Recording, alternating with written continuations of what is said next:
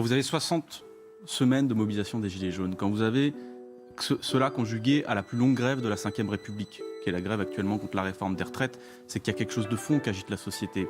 Et quand on entendait tout à l'heure le médecin qui était là, le chef de service, le chef médecin qui était là, directeur du SAMU de Seine-Saint-Denis, qui vous dit que ça ne va pas à l'hôpital, c'est que dans la société, il y a le problème il y a la question du choix de société. Et moi, j'ai une ossature idéologique, écosocialisme, etc. Mais je parle aussi en tant que citoyen qui partage des souffrances. Par exemple, moi, je suis assez proche de ma grand-mère.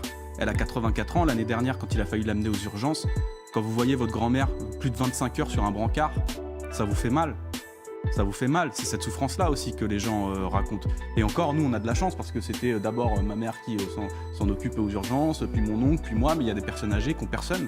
Et j'en vois des personnes qui, on est tous cloîtrés dans le même sac, dans le même sas, où vous en avez un qui vomit, l'autre qui est obligé de faire ses besoins parce que ça fait trop longtemps qu'une infirmière n'est pas passée, tout ça dans le même endroit, devant les gens, à nu. Enfin, c'est ça la question du choix de société. J'entendais tout à l'heure la représentante d'En Marche qui me disait oui, mais vous comprenez, sur les retraites, on vit plus longtemps, donc fatalement, elle a dit ce mot-là, fatalement, il faut travailler plus longtemps. Mais c'est pas vrai.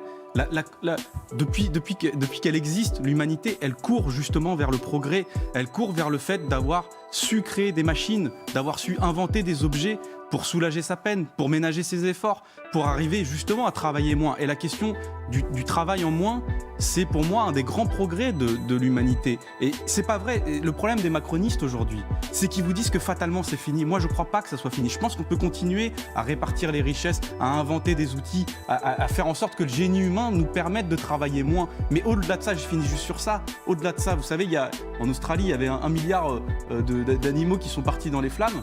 Et qu'est-ce qu'on nous dit aujourd'hui? La priorité de la France, le fait qu'on la bloque, ça serait parce qu'on doit faire perdre 0,2% de PIB en moins.